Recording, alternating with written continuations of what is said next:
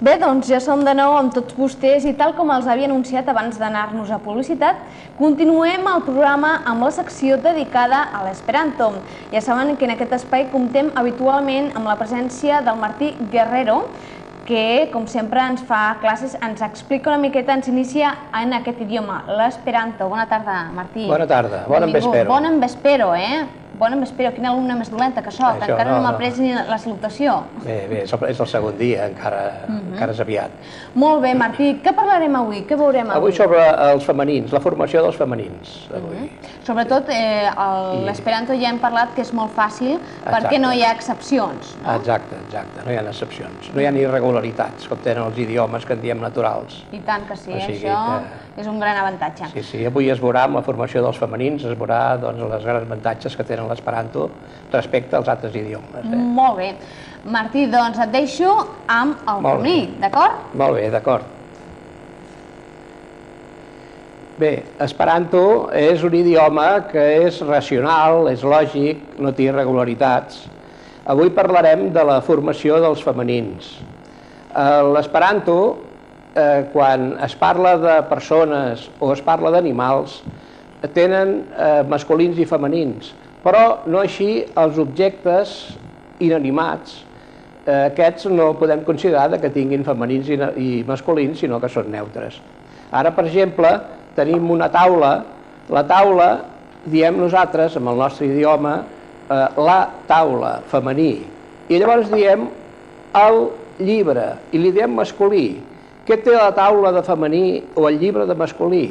Això porta que quan prenen l'idioma nostre, el català o el castellà, els estrangers, veiem que tenen confusions a l'hora de parlar dels masculins i femenins. Per exemple, el cas de Johan Cruyff, quan diu de la qualitat d'un jugador, en lloc de dir la qualitat d'un jugador, diu el qualitat, oi?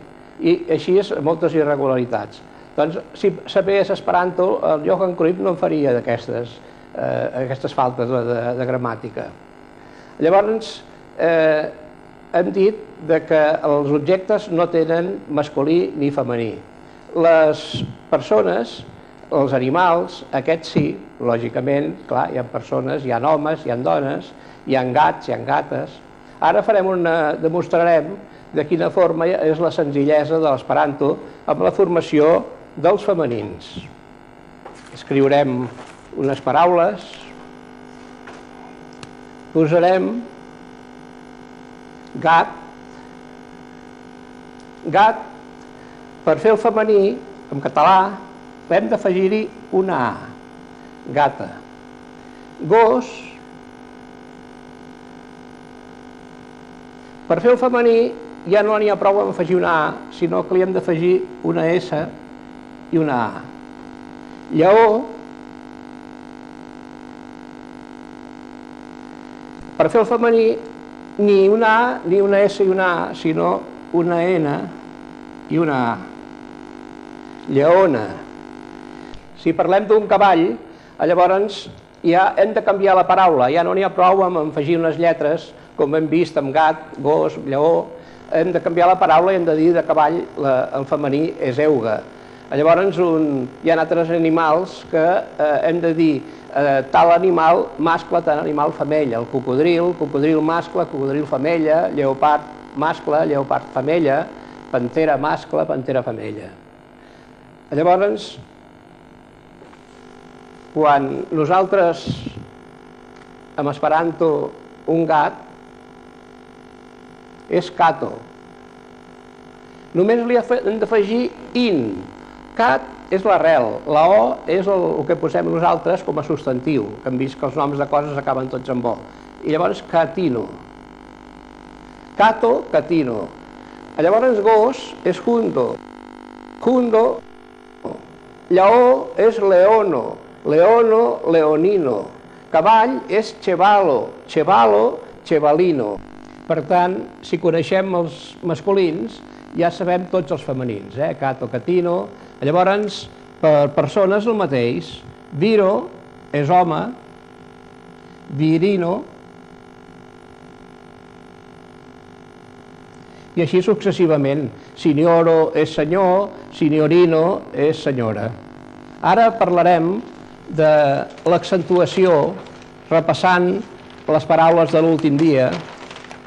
Teníem tablo, taula, meblo, moble, elefanto, elefant, besto és un animal, libro és un llibre. Llavors, l'accentuació. En esperanto, totes les paraules són planes, per tant, no hi ha que posar cap mena d'accent gràfic, no ens equivocarem mai amb els accents. Sempre s'accentua, es pronuncia amb forta la síl·laba penúltima. Per tant, aquí en aquest cas, tablo, hem de dir tablo, no direm tabló, tablo. Aquí, dues vocals, la penúltima, la E, meblo. Aquí, 1, 2, 3, 4, aquesta és la penúltima. Elefanto, besto, libro, lito, sempre la penúltima vocal. Papero, objecto, banano, la, fructo, a la U, fructo. Bé, amb això tenim l'accentuació.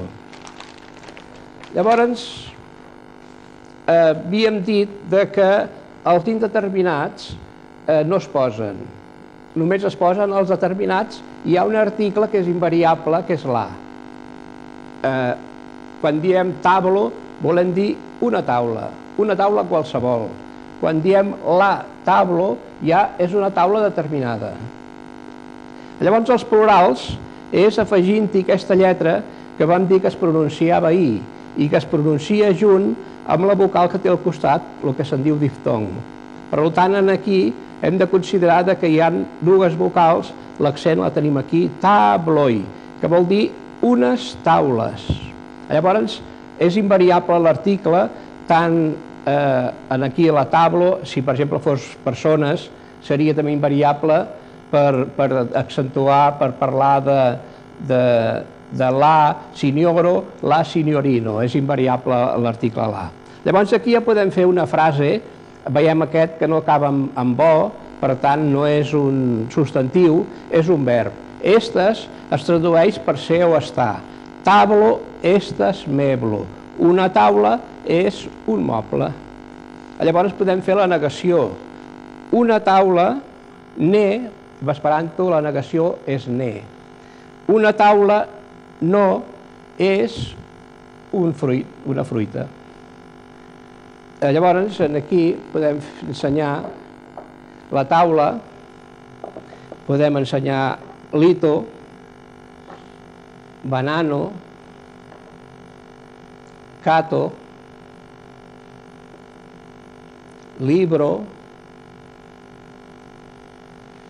papero. Bé, el proper dia ja parlarem de les preposicions sur, sub, super, sur que vol dir damunt, sobre, sub vol dir sota i super vol dir per sobre sense tocar.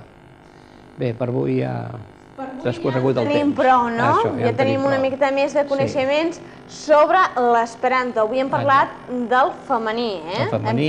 Hem vist que és molt senzill. Exacte, exacte. No hi ha que aprendre, només que els masculins i encara dels animals i de les persones, perquè el que són els objectes no tenen masculí ni femení, lògicament.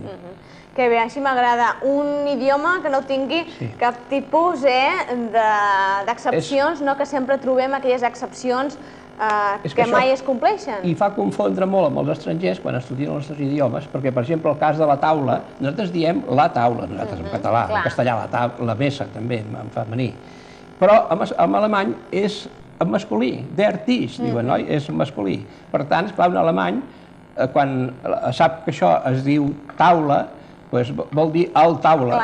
Ell, lògicament, se'n va a dir... Alemany que té el femení, el masculí, el neutre. Canviat, exacte. Doncs ja ho saben, ànims a aprendre esperanto, l'idioma del futur, perquè ja veu que és molt senzill, eh?